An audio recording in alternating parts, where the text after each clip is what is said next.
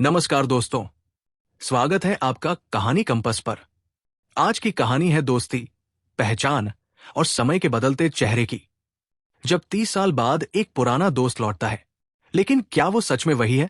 कहानी का नाम है क्लास फ्रेंड। लेखक सत्यजीत रे। तो चलिए दोस्तों, शुरू करते हैं इस रहस्यमयी और भावनात्मक कहानी, क्लास फ्रेंड। सुबह के 9:15 थे। मोहित सरकार ने अभी अभी अपनी टाई बांधी ही थी।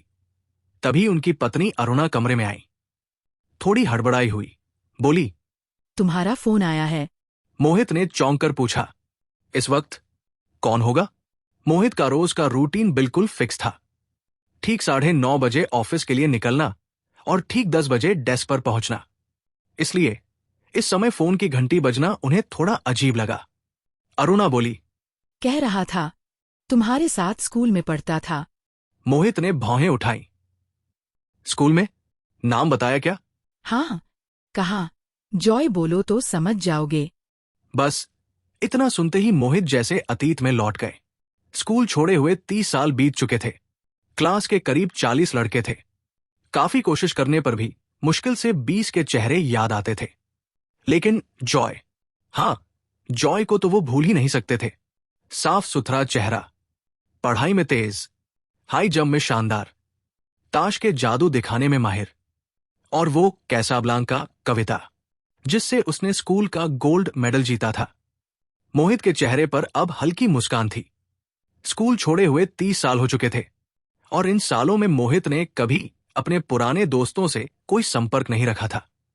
इसलिए जब जॉयदेव बोस का नाम सुना तो न किसी पुराने अपनापन की गर्माहट महसूस हुई, नहीं कोई खास उत्सुकता, बस एक हल्की सी जिज्ञासा कि इतने साल बाद अचानक क्यों। फिर भी उन्होंने रिसीवर उठाया। हेलो, दूसरी तरफ से आवाज आई। हेलो मोहित, मुझे पहचाना? मैं जॉयदेव बोस, बालीगंज स्कूल से। मोहित हल्के से मुस्कुराए। आवाज तो नहीं पहचान पा रहा, पर चेहरा अब भी याद है। बताओ, क्या बात है? जॉयदेव हंसे। अरे, तुम तो अब बड़े अफसर हो गए। नाम याद रहा, यही बहुत है। मोहित ने थोड़ा औपचारिक स्वर में कहा, अच्छा, ये सब छोड़ो, बताओ काम क्या है? वो थोड़ा जरूरी काम था। एक बार मिल सकते हैं क्या? कब? जब तुम कहो। अगर जल्दी हो जाए तो अच्छा रहेगा। तो फिर आज ही आ जाओ, मोहित ने कहा। मैं ऑफिस से घर 6 बजे आता हूं, 7 बजे आ सकोगे? जरूर आऊंगा, धन्यवाद भाई। फिर मिलते हैं। फोन कट गया, लेकिन मोहित के मन में अब हल्की सी बेचैनी थी। इतने सालों बाद कोई पुराना चेहरा क्या लेकर लौट रहा है उनकी जिंदगी में? ऑफिस जाते समय मोहित सरकार अपनी नई हल्के नीले रंग की स्टैंडर्ड कार में बैठे धीरे धीरे ट्रैफिक में बढ़ते हुए जैसे किसी पुराने रास्ते पर लौटने लगे। अपने बचपन के दिनों में वो दिन याद आ गए जब स्कूल की घंटी बजते ही सब भागकर मैदान में निकल जाते थे। हेडमास्टर गिरीन सूर, उनकी गंभीर नजर और भारी आवाज से सब डरते थे। फिर भी स्कूल का हर दिन मजेदार लगता था। मोहित भी पढ़ाई में तेज थे, हमेशा टॉप 3 में नाम रहता। शंकर, मोहित और जयदेव, तीनों में जैसे एक अनकही प्रतियोगिता चलती रहती थी। कभी मोहित पहले आते, कभी जयदेव, तो कभी शंकर। क्लास 6 से ही मोहित और जयदेव साथ पढ़ते आए थे। कई बार तो एक ही बेंच पर बैठते, नोटबुक, पेंसिल, यहां तक कि लंच भी बांट लेते थे। फुटबॉल टीम में भी दोनों एक साथ, मोहित राइट इन और जयदेव राइट आउट। मैदान पर दोनों की जोड़ी देखते ही बनती थी। कभी पास देते हुए जयदेव चिल्लाता, शूट करो मोहित। और पूरा स्कूल तालियां बजा उठता। तब मोहित को लगता था, ये दोस्ती शायद जिंदगी भर चलेगी। लेकिन स्कूल खत्म होते ही मोहित और जयदेव दोनों की राहें अलग हो गई। मोहित के पिता कोलकाता के जाने माने बैरिस्टर थे। घर में संपन्नता थी और उम्मीदें भी उतनी ही बड़ी। इसलिए स्कूल खत्म करते ही मोहित ने एक अच्छे कॉलेज में दाखिला लिया। शानदार नतीजों के साथ पास हुए और सिर्फ 2 साल में ही एक प्रतिष्ठित कारोबारी दफ्तर में नौकरी पाली।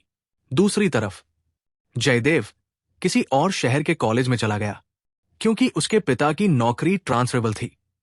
धीरे धीरे दोनों की जिंदगियां अलग मोड़ पकड़ने लगी। और अजीब बात तो ये थी, मोहित को जयदेव की कमी कभी महसूस ही नहीं हुई। कॉलेज में नए दोस्त बने, फिर नौकरी लगी तो वो दोस्त भी बदल गए। जिंदगी का पहिया घूमता गया और पुराने चेहरे धीरे धीरे धुंधले पड़ते गए। अब मोहित अपने ऑफिस के 4 शीर्ष अधिकारियों में से एक है, एक व्यस्त, सफल और अनुशासित व्यक्ति। उनका सबसे करीबी मित्र भी अब उनका एक सहकर्मी है। कभी कभी क्लब में प्रज्ञान सेनगुप्ता से मुलाकात हो जाती है। वो भी किसी बड़ी कंपनी में ऊंचे पद पर है। लेकिन अजीब बात यह है कि मोहित की यादों में प्रज्ञान के लिए कोई खास जगह नहीं। पर जयदेव, जिससे मिले हुए 30 साल बीत गए, उसकी यादें अब भी कहीं गहराई में मोहित के दिल के किसी कोने में जिंदा है। कार धीमे धीमे सिग्नल पर रुकी।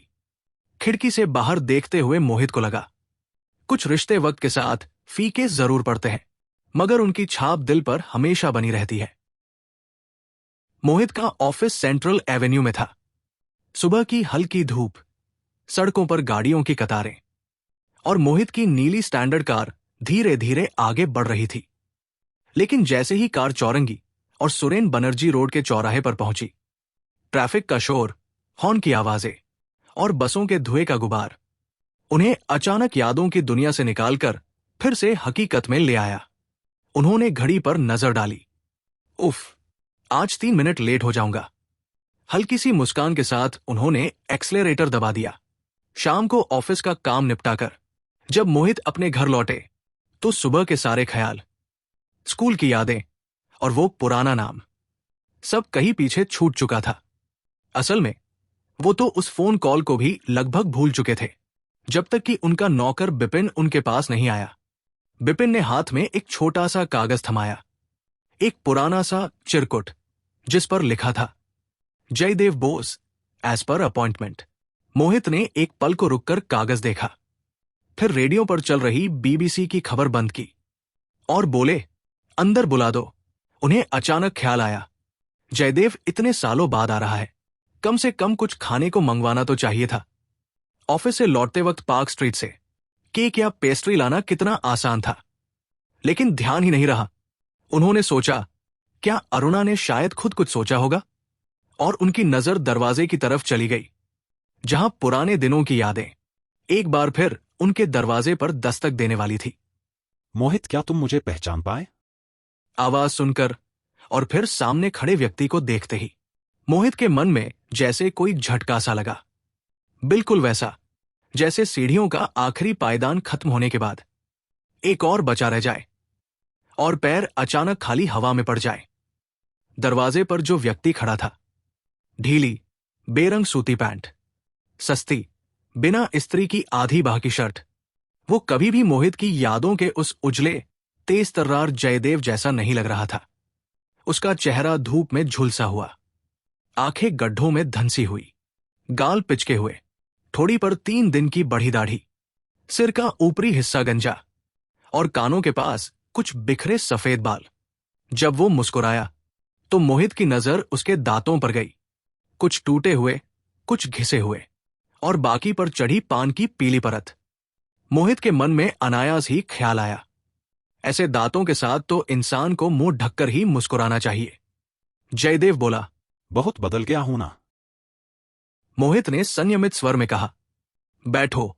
वो धीरे से उठे, सामने वाले सोफे की ओर इशारा किया। जब अतिथि बैठ गया तो मोहित भी अपनी जगह पर लौट आए। कुछ पल के लिए दोनों के बीच सन्नाटा छा गया। मोहित को अचानक याद आया, उनके पास स्कूल के दिनों की कुछ पुरानी तस्वीरें हैं। उनमें 14 साल का मोहित भी है और उस फोटो से आज के मोहित को पहचानना मुश्किल नहीं। तो फिर इस आदमी को पहचानना इतना कठिन क्यों लग रहा है? क्या सिर्फ 30 सालों में इंसान इतना बदल सकता है? जयदेव हल्की मुस्कान के साथ बोला, तुम्हें तो वैसे भी पहचानना आसान है। अगर सड़क पर भी देखता तो पहचान लेता। वो कुछ पल रुका, फिर उसकी आवाज में जैसे पुराना दर्द उतर आया। असल में मेरे ऊपर से बहुत तूफान गुजरे हैं। कॉलेज में पढ़ते पढ़ते ही पिता का देहांत हो गया, फिर पढ़ाई छोड़नी पड़ी और नौकरी की तलाश में भटकता रहा। अब तुम समझ ही रहे हो, अगर किस्मत और बैकग्राउंड दोनों साथ न दें तो आज के जमाने में किसी के लिए टिकना कितना मुश्किल है। कमरे में कुछ पल की चुप्पी छा गई। जयदेव की आवाज में बीते सालों की थकान थी। मोहित ने बात बदलने के अंदाज में कहा, चाय लोगे? चाय? जयदेव थोड़ा संभलते हुए बोला, हाँ हाँ, क्यों नहीं। मोहित ने नौकर को आवाज दी, बिपिन 2 कप चाय लाओ। मोहित ने मन ही मन राहत की सांस ली। चलो, क्रीम रोल या पेस्ट्री ना भी हो तो कोई बात नहीं, ऐसे मेहमान के लिए बस चाय बिस्किट ही काफी है। चाय के पहले घूंट के साथ ही जयदेव ने फिर बात शुरू कर दी। ओह, आज पूरे दिन बस पुराने दिनों की बातें ही याद आती रहीं। मोहित हल्के से मुस्कुरा दिए। दिल के किसी कोने में वही यादें तो सुबह से जाग रही थी, पर उन्होंने कुछ कहा नहीं, बस चुपचाप सिर हिलाया। जयदेव हंसकर बोला, याद है LCM और GCM? मोहित ने पहले तो माथे पर बल डाले, थोड़ी देर सोचा, नहीं, कौन? फिर अचानक हंस पड़े, अरे हाँ, LCM थे PT मास्टर लालचंद मुखर्जी और GCM थे गणित के सर गोपेन मित्र। दोनों हंस पड़े। वो ठाका जैसे कमरे की पुरानी दीवारों से टकराकर गूंज उठा। जयदेव की आंखों में अब चमक थी। याद है हमारे स्कूल के पानी की टंकी के पीछे जब हम दोनों साथ खड़े थे और किसी ने बॉक्स कैमरे से फोटो खींच ली थी? मोहित के होंठों पर हल्की सी मुस्कान आई। हां, उन्हें सब याद था, हर छोटी बड़ी बात। और वो सोचने लगे, ये बातें कोई अजनबी तो जान ही नहीं सकता। अगर ये आदमी जयदेव नहीं है तो फिर इन बातों को इतनी बारीकी से कैसे जानता है? जयदेव ने चाय का कप उठाया, एक सिप लिया और धीमी आवाज में कहा, जानते हो मोहित, स्कूल के वो 5 साल ही मेरी जिंदगी के सबसे अच्छे दिन थे। ऐसे दिन फिर कभी नहीं आए। मोहित से रहा नहीं गया। उन्होंने मुस्कुराते हुए कहा, मुझे याद है, तुम्हारी उम्र मुझसे लगभग बराबर ही थी ना? जयदेव हंसा। तुमसे 3 महीने छोटा। मोहित ने सिर हिलाया और एक हल्की सी चुभन भरी हंसी के साथ बोले, तो फिर इतने बूढ़े कैसे लग रहे हो? ये बालों की हालत क्या है? जयदेव ने भी हंसते हुए जवाब दिया, संघर्ष भाई, संघर्ष। वैसे गंजापन तो हमारे खानदान में है ही। पिता और दादा दोनों के बाल 35 तक आते आते उड़ गए थे। गाल धंस गए हैं हड्डी तोड़ मेहनत से और ठीक आहार न मिलने की वजह से।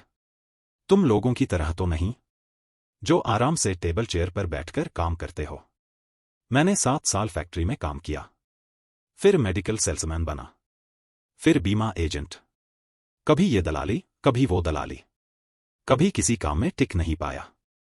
कहावत है ना, शरीर का नाम महाशय, जो सहा वो सह जाएगा। लेकिन आखिर में शरीर की क्या हालत होती है वो तो मुझे देखकर ही समझ लो। कमरे में कुछ क्षण की खामोशी पसर गई। जयदेव की हंसी में भी अब थकान थी। तभी बिपिन ट्रे में चाय लेकर आया, साथ में प्लेट में मिठाई और समोसे रखे हुए हैं। मोहित ने राहत की सांस ली। अच्छा हुआ अरुणा नहीं आई, वरना इस हालत में आए पुराने सहपाठी को देखकर वो क्या सोचती, कहना मुश्किल है। जयदेव ने प्लेट की ओर इशारा किया, तुम नहीं खाओगे? अभी अभी खाया है। एक संदेश ले लो ना। मोहित हल्की मुस्कान के साथ बोले, नहीं, तुम ही खाओ। जयदेव ने समोसे में दांत गड़ाते हुए कहा, मेरा लड़का अगले महीने परीक्षा में बैठने वाला है, लेकिन हालत ऐसे है कि फीस भरने के पैसे कहां से आएंगे, कुछ समझ नहीं पा रहा हूं। मोहित चुप रहे। कहने को कुछ था भी नहीं। अब सब साफ था। वो समझ गए, असल वजह यही थी। वो मदद मांगने आया है, आर्थिक मदद। मोहित ने मन ही मन सोचा, अगर 20-25 रुपए मांगे तो दे देने में ही भलाई है, ना देने पर शायद पीछे पड़ जाएगा। जयदेव बोला, मेरा बेटा बहुत तेज है, बस पैसों की कमी के कारण उसकी पढ़ाई बीच में रुक न जाए, यही सोचकर रातों को नींद नहीं आती। दूसरा समोसा भी प्लेट से गायब हो गया। मोहित उसकी शक्ल को बार बार अपने पुराने जयदेव के चेहरे से मिलाने की कोशिश करते रहे, पर अब यकीन पक्का हो गया था, ये व्यक्ति वो पुराना आत्मविश्वासी लड़का नहीं है। जयदेव ने गला साफ किया, थोड़ा हिचकते हुए बोला, अगर तुम्हारे बस में हो तो इस पुराने दोस्त की मदद कर दो, 100-150 रुपए मिल जाए तो बहुत सहारा मिल जाएगा। मोहित ने तुरंत बीच में कहा। Very sorry. जयदेव चौंक गया। क्या? मोहित पहले से तय कर चुके थे, अगर पैसे की बात उठी तो साफ मना करेंगे, लेकिन अब उन्हें लगा बात जरा नरमी से कही जा सकती थी। वो थोड़ा झुककर बोले, सॉरी भाई, इस वक्त मेरे पास कैश की थोड़ी तंगी है। जयदेव ने सिर झुकाया, धीरे से कहा, कोई बात नहीं, मैं कल आ सकता हूं जब भी तुम कहो। मोहित ने तुरंत उत्तर दिया, कल मैं थोड़ा बाहर जा रहा हूं, 3 दिन बाद लौटूंगा, तुम रविवार को आ जाना। रविवार? जयदेव ने धीरे से दोहराया और कमरे में कुछ पल के लिए सन्नाटा छा गया। जयदेव अब अचानक बुझ सा गया था। उसके चेहरे से मुस्कान गायब थी और मोहित के भीतर जैसे कोई कठोर निर्णय पक्का हो गया। उन्होंने मन ही मन कहा, नहीं, ये आदमी जयदेव नहीं हो सकता। चेहरे में जरा सी भी समानता नहीं थी। और कोलकाता में तो ऐसे लोग हजार हैं जो थोड़ी बहुत जानकारी जुटाकर पुराने नामों और यादों का जाल बुन लेते हैं।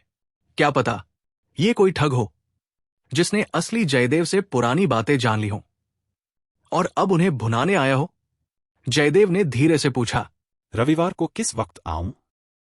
मोहित ने सहज स्वर में कहा, सुबह ही आ जाना, करीब 9 या 9:30 बजे। असल में शुक्रवार को ईद की छुट्टी थी और मोहित पहले से ही तय कर चुके थे कि वे अपनी पत्नी के साथ बारुईपुर में एक दोस्त की बागान वाली कोठी में वीकेंड बिताने जाएंगे। 2 दिन रुककर रविवार रात को लौटने का इरादा था। इसलिए अगर वो व्यक्ति सुबह आया भी तो उन्हें घर पर नहीं पाएगा। सीधे ना कहने की हिम्मत मोहित में नहीं थी, इसलिए ये छोटा सा झूठ बोलना जरूरी लगा। उन्होंने सोचा, अगर रविवार को भी लौटकर मुझे न पाए तो शायद फिर कभी नहीं आएगा। तभी जयदेव ने चाय का आखिरी घूंट लिया और कप टेबल पर रख ही रहा था कि कमरे में एक और व्यक्ति दाखिल हुआ। वो था मोहित का घनिष्ठ मित्र बाणीकांत सेन। थोड़ी देर में और 2 दोस्त आने वाले थे। हर शाम की तरह आज भी ताश की महफिल जमने वाली थी। बाणीकांत कमरे में दाखिल हुए और जयदेव की ओर एक शक भरी नजर डाली, जिससे मोहित का ध्यान बच नहीं सका। मोहित ने बिना कुछ कहे माहौल को सहज दिखाने की कोशिश की। जयदेव उठते हुए बोला, चलो भाई, अब चलता हूं। बस तू ये छोटा सा उपकार कर दे तो जिंदगी भर एहसानमंद रहूंगा। वो जाते ही कमरे में सन्नाटा फैल गया। बाणीकांत ने भौहें सिकोड़ते हुए पूछा, ये आदमी तुम्हें तू कह रहा था, कौन है ये? मोहित शांत स्वर में बोले, पहले तो आप कह रहा था, फिर जाते जाते अचानक तू पर आ गया। कौन है ये? बाणीकांत ने दोहराया, अब की बार जोर से। मोहित ने बिना जवाब दिए अपनी अलमारी से एक पुराना फोटो एल्बम निकाला और एक पन्ना खोलकर उसकी ओर बढ़ा दिया। ये क्या तुम्हारे स्कूल के दोस्तों की ग्रुप फोटो है? हाँ, मोहित बोले, हम बॉटनी पिकनिक में गए थे। इन 5 में कौन कौन है? पहले मुझे पहचानो। बाणीकांत ने एल्बम को पास लाकर देखा, फिर हंस पड़े। अरे, ये तो तुम हो। मोहित ने धीरे से कहा, अब मेरी दाई ओर जो लड़का है, जरा उसे ध्यान से देखो। बाणीकांत ने गौर से देखा, फिर कहा, हाँ, दिख रहा है। मोहित शांत स्वर में बोले, वो ही है जो अभी यहां से गया। बाणीकांत चौंक गए। क्या स्कूल से ही जुए की लत थी उसे? क्योंकि उस आदमी को मैं कम से कम 32 बार रेसकोर्स में देख चुका हूं। मोहित ने हल्की मुस्कान के साथ कहा, वो तो स्वाभाविक ही है। फिर उन्होंने संक्षेप में बताया कि बातचीत में क्या क्या हुआ। बाणीकांत बोले, तुरंत पुलिस को खबर दो। कोलकाता अब ठगों और जालसाजों का अड्डा बन गया है। फोटो में जो लड़का है उसका उस जुआरी से कोई मेल नहीं। ये नामुमकिन है। मोहित ने धीरे से मुस्कराया, कोई बात नहीं, वो रविवार को जब आएगा मुझे घर पर न पाएगा और तभी समझ जाएगा कि अब कुछ मिलने वाला नहीं। उसके बाद शायद फिर कभी लौटकर नहीं आएगा। बारुईपुर की हवा में जैसे सुकून घुला हुआ था। दोस्त के तालाब की ताजी मछलियां, पोल्ट्री के अंडे और पेड़ों से तोड़े हुए आम, जाम, नारियल, अमरूद। बकुल के पेड़ की छाव में चादर बिछाकर तकिए पर सिर टिकाए मोहित और उनके दोस्त ताश खेलते रहे, हंसते, खाते और कई दिनों का जमा तनाव जैसे वही पिघल गया। रविवार की रात करीब 11 बजे जब मोहित घर लौटे तो नौकर बिपिन ने बताया, बाबू, जो सज्जन पहले आए थे वो आज सुबह फिर आए थे। मोहित ने पूछा, जाते वक्त कुछ कहा था? बिपिन बोला, नहीं बाबू, कुछ नहीं कहा। मोहित ने राहत की सांस ली। ठीक है, अब सब ठीक। एक छोटा सा उपाय ही सही, पर असरदार निकला। अब वो फिर नहीं आएगा, झंझट खत्म। लेकिन नहीं, झंझट बस एक दिन के लिए टली थी। अगले दिन सुबह 8 बजे जब मोहित अखबार लेकर बैठक में बैठे थे, बिपिन फिर आया, हाथ में एक मुड़ा हुआ कागज। मोहित ने उसे खोला। 3 पंक्तियों का छोटा सा पत्र था। भाई मोहित, मेरा दाहिना पैर मुड़ गया है, इसलिए अपने बेटे को भेज रहा हूं। अगर मदद के रूप में थोड़ा भी कुछ उसके हाथ पर रख दो तो बहुत उपकार होगा। तुम्हारा जय। मोहित ने अखबार नीचे रख दिया। अब समझ गए, इस बार बच निकलना मुश्किल है। फिर भी उन्होंने मन बना लिया। मदद होगी तो बहुत ही मामूली। उन्होंने बिपिन से कहा, लड़के को अंदर भेजो। कुछ ही देर में 13-14 साल का एक दुबला-पतला लड़का कमरे में आया। झुककर नमस्ते किया, फिर कुछ कदम पीछे हटकर चुपचाप खड़ा हो गया। मोहित ने कुछ देर तक उसे देखा, फिर बोले, बैठो। लड़का झिझकता हुआ सोफे के कोने में जाकर बैठ गया। मोहित ने कहा, मैं अभी आता हूं। वो ऊपर गए, पत्नी के आंचल से चाबियों का गुच्छा लिया, अलमारी खोली और दराज से 4 50-50 के नोट निकालकर एक लिफाफे में रख दिए। फिर अलमारी बंद की और नीचे लौट आए। क्या नाम है तुम्हारा? संजय कुमार बोस। इसमें पैसे हैं, संभाल सकोगे?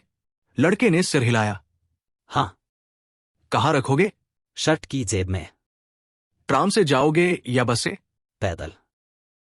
पैदल? घर कहाँ है तुम्हारा? मिर्जापुर स्ट्रीट। इतनी दूर पैदल जाओगे? बाबा ने कहा है पैदल ही लौटना। मोहित कुछ पल सोचते रहे, फिर बोले, ऐसा करो, 1 घंटा रुक जाओ, चाय मिठाई खाओ, कुछ किताबें हैं, देख लो। मैं 9 बजे ऑफिस निकलूंगा। ड्राइवर मुझे छोड़कर तुम्हें घर तक पहुंचा देगा। रास्ता दिखा दोगे ना? लड़के ने सिर हिलाया। मोहित ने बिपिन को बुलाया, लड़के के लिए चाय लाओ, और खुद ऑफिस के लिए तैयार होने चले गए। कुछ देर बाद मोहित संजय के साथ कार में बैठे और ऑफिस के लिए निकल पड़े।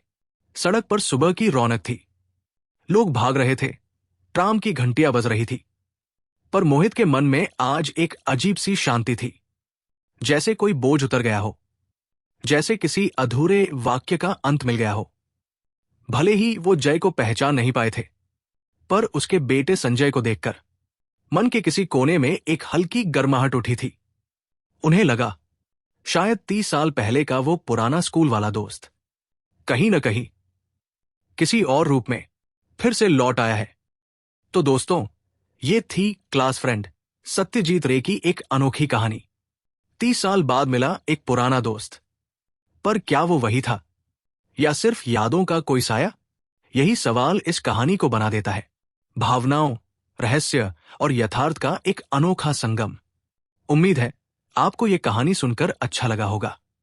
अगर हमारी ये प्रस्तुति आपके दिल को छू गई हो तो कहानी कंपस चैनल को सब्सक्राइब करें, वीडियो को लाइक करें और अपनी राय हमें कमेंट में जरूर बताएं। अगर कोई ऐसी कहानी है जिसे आप सुनना चाहते हैं तो उसका नाम कमेंट बॉक्स में लिखें। ऐसी ही और दिल को छू लेने वाली कहानियां लेकर हम फिर लौटेंगे दुनिया के किसी और कोने से, किसी और लेखक के साथ। तब तक के लिए अलविदा, और सुनते रहिए कहानी कंपस, कहानियां जो दिल तक पहुंचे।